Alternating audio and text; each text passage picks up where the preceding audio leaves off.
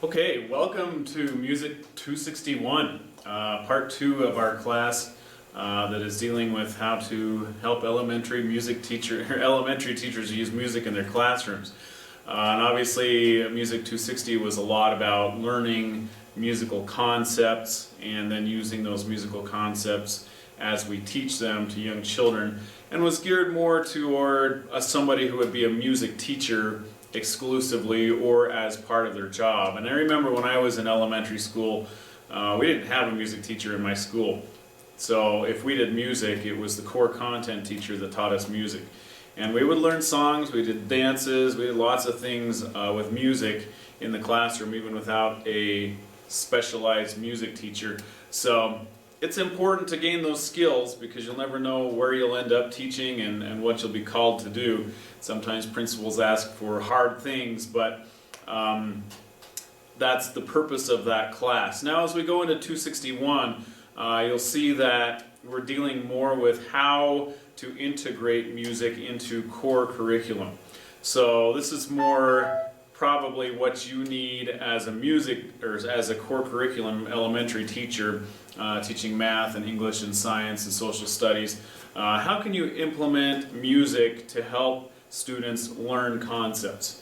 The first thing we're going to be looking at today for this class is using music to help with literature. And what I mean by literature is anything dealing with words. And so any of these subject areas, even math, obviously we're dealing with words and memorization. And it's been proven, and I'm sure you probably already know, that if you set something to music and sing it several times, the chances of you retaining that information in your brain are exponentially higher than if you just try and say it and say it and say it and say it. So there's a connection in our brain between the music and our emotions that helps to draw these things together, and it just sticks better. I'll never forget, I took a German class when I was a senior in high school, and I had never studied German before. I'd done a lot of Spanish, and German was a really different language than anything I'd ever dealt with before. But my teacher loved to teach us songs. In fact, probably a third of the time in that class we spent singing songs. And the crazy thing is, now, decades later, I can still remember most of the songs we sang in that German class.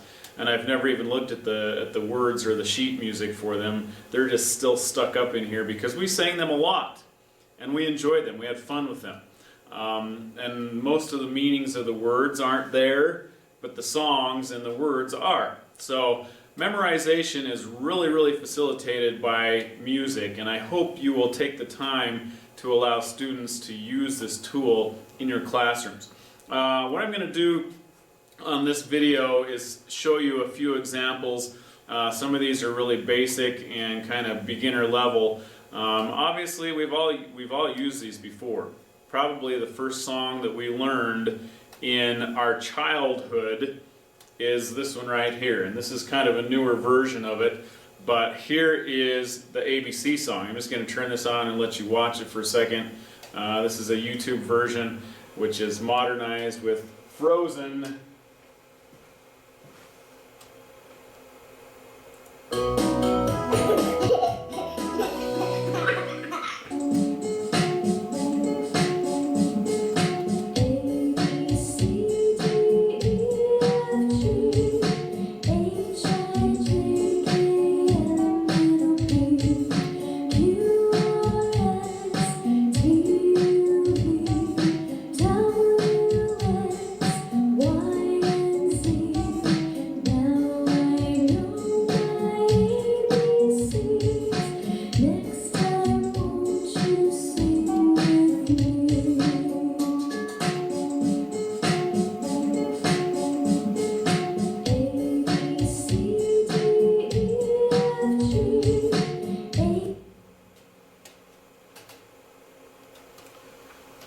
And that video goes on for quite a while, but you can see here how we're going to engage our students. Number one, you've got a song that most everybody's heard before. It's a tune that's very familiar, and there's lots of songs that are set to that tune. Twinkle, Twinkle, Little Star set to that tune. Baa Baa Black Sheep set to that tune. And obviously the ABC song. But I mean, I don't think any child has never learned this song. Whether from a parent, a mother especially, or in preschool, daycare, you know, simple songs like this that help teach something are used very commonly. And I would imagine that this is probably the first song that most of us learned that was about memorization of something. And the alphabet obviously is probably the most important part of our language.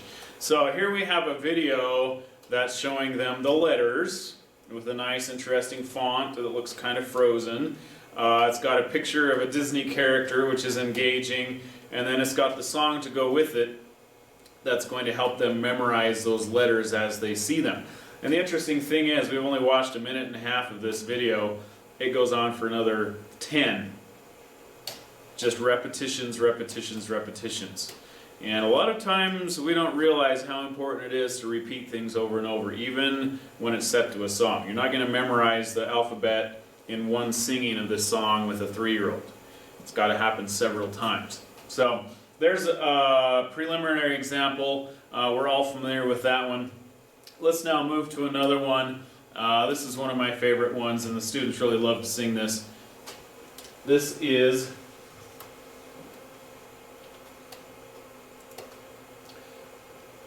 the Days of the Week. And there's a lot of different versions of the Days of the Week song.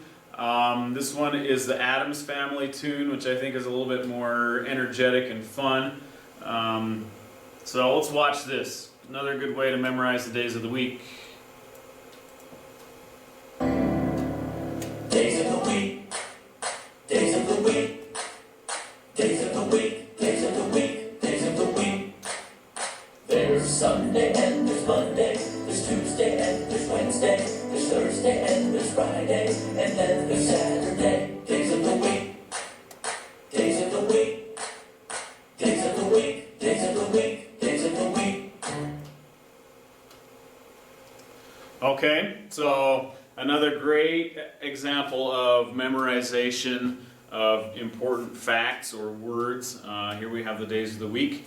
The thing I really like about this video is it's got some visual, you know, there's interesting colors and things. But we've talked in Music 260 a lot about the importance of movement and motion in teaching, getting the kids engaged by doing something. And here we've got a picture of claps, days of the week, and it's showing you 2 claps. That helps the students know that, oh yeah, I'm supposed to clap right there, days of the week, and they can join in. And just that little motion activity is going to engage them more and help the brain to focus on what's going on and enable the memorization of these facts. So obviously, again, this is very early on, preschool, kindergarten stuff, but very important and very fun. Let's go to something that's a little bit more advanced now.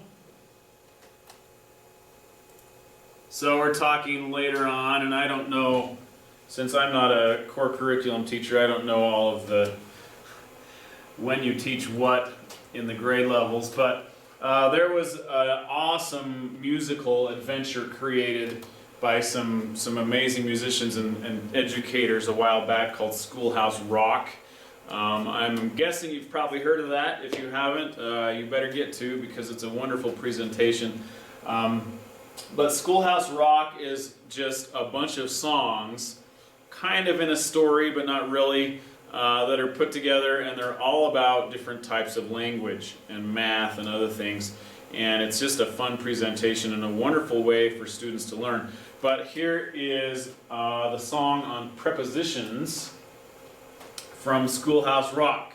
And obviously prepositions, you're not going to be learning those in kindergarten, probably not in first grade, but as we get into second and third grades, you'll start to introduce these things. And if you want your students to memorize all of them, here's a good song. This has got a fun little tune to it and some creative artwork. A butterfly or like a bee. busy as can be.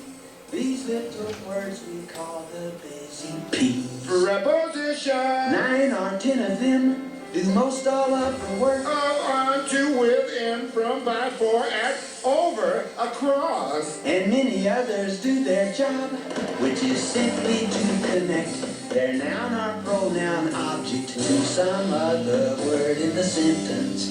Busy bees, if you please. On the top is where you are. Top relates to where. With a friend you'll travel far. With a friend you'll go. If you try, you know that you can fly over the rainbow. Over the rainbow is where you can fly.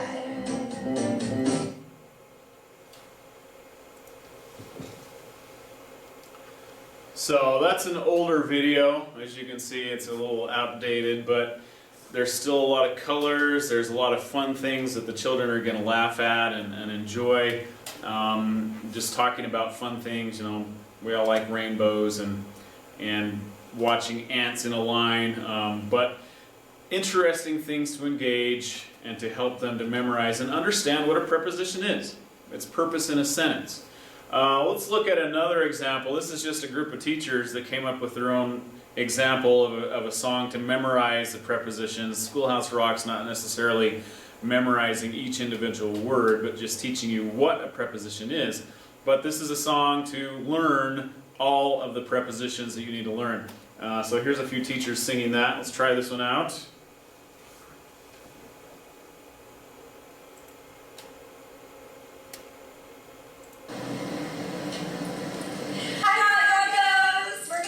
The Preposition Song. Yay! You ready? Okay. About, above, across, after, against. Along, among, around, as at before. Behind, below, beneath. Beside, besides, between. Beyond, but, by, down to ring. Except for, from, in, inside. Into, light, near, above. On, to, opposite. Out, outside, over, past. Toward, underneath, until up, upon, with, within, without. Hey! Great job, Bronco!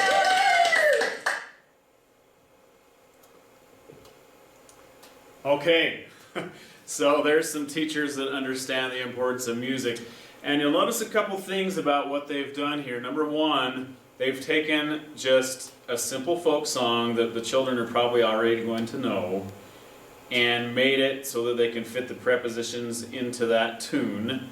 And they've also added motion with the claps. We'll get the kids involved physically, not only singing, but doing some body movement, which enables them to be more engaged and to memorize more quickly. So I'm telling you, you can create a song for anything you want to, no matter what you're teaching. My daughter was in 3rd grade or 4th grade, I can't remember which one, was doing a state studies class, and she had to learn the counties in the state. There's a lot. Most states have a lot of counties, and her teacher had come up with a song, or somebody had come up with a song, and her teacher presented it to them, and she would come home singing that song, and she loved to sing the county's song. And then her younger sister started hearing her singing that, and it wasn't probably 2 or 3 weeks later that the younger sister could sing back all of the counties of the state, and she hadn't even had the class. So it just shows the power and the influence that music can have on memorization of facts and learning. I'm just going to show you one more video here. This is even more advanced. Now we're talking science. This is the periodic table, so something we might get to in 5th grade or 6th grade. But this is a fun little song to teach you all of the periodic table. So let's check this out for a second.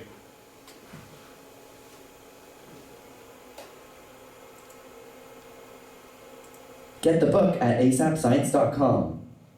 And now, ASAP Science presents the elements of the periodic table.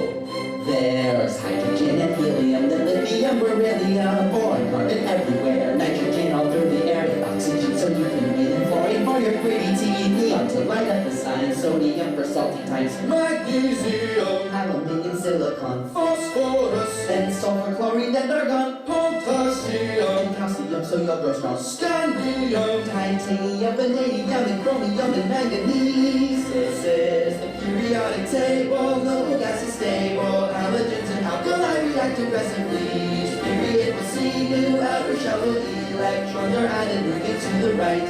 Iron is the 26th, then cobalt, nickel, coins again. Copper, zinc, gallium, germanium, and arsenic. Selenium and rhodium. Well, krypton helps light up your room. Rubidium, strontium, then yttrium, zirconium. niobium, Molybdenum, technetium, ruthenium, rhodium, palladium, silverware, then cadmium and indium, tin cans, antimony, then tellurium, and iodine, and xenon, and then cesium, and barium is 56, and this is where the table splits. Well, lanthanides have just begun. Lanthanum, cerium, and praseodymium. Alright, I think that video is just awesome. There's so many learning techniques used in that video. Just the colors and the pictures and the objects that identify with those periodic elements. And it's a fun song. It's kind of fast-paced and there's lots of big words, but you know, if you had your students watch this video 5 or 6 times, guaranteed they'd have a lot of that memorized. And if you had them go home and had them know the tune and just had a list of the words that they're supposed to sing with it, they'd learn it pretty fast. And it's so great because not only is it teaching the elements of the periodic table, it's also teaching the sections and the differences in the sections, the noble gases and everything else. So just a well-made video. And I'll tell you, there's tons of things out on YouTube like this that you can use in your classroom. So your assignment for this part of class, I'm going to have you actually go in, and I want you to kind of decide which grade level you would prefer to teach, and find a concept that's going to include some memorization, whether it be English language, whether it be science stuff, but I want you to go searching for some videos of music that you could use for something in your class, okay? And if you're not finding something that you like for your specific age group, hey, go the extra mile and create your own song. Take a folk song. Doesn't have to be crazy fast or hard or anything. It just needs to be something that they probably already know or that's easy to learn, and set the words to it. And it's not always going to be a perfect fit. You know, sometimes you have to have 2 notes on 1 syllable or 2 syllables on 1 note or whatever. But just do your best and create a song.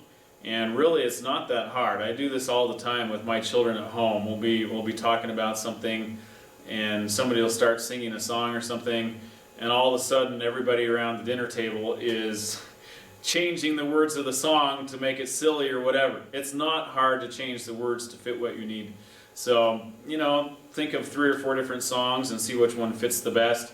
And it's amazing. You can go out there and find all sorts of different tunes set to different words. So go out there and just see what's available and post those, and we're going to kind of share those and show those to each other. And that's really what this class is all about, is sharing ideas and presenting ideas and seeing other people's ideas and presentations. Because you know what, as educators, we come up with ideas, but mostly we just steal ideas. And there's nothing wrong with that, because nobody's copyrighted all these songs and all these ways of memorization. It's out there for our use, so please use it.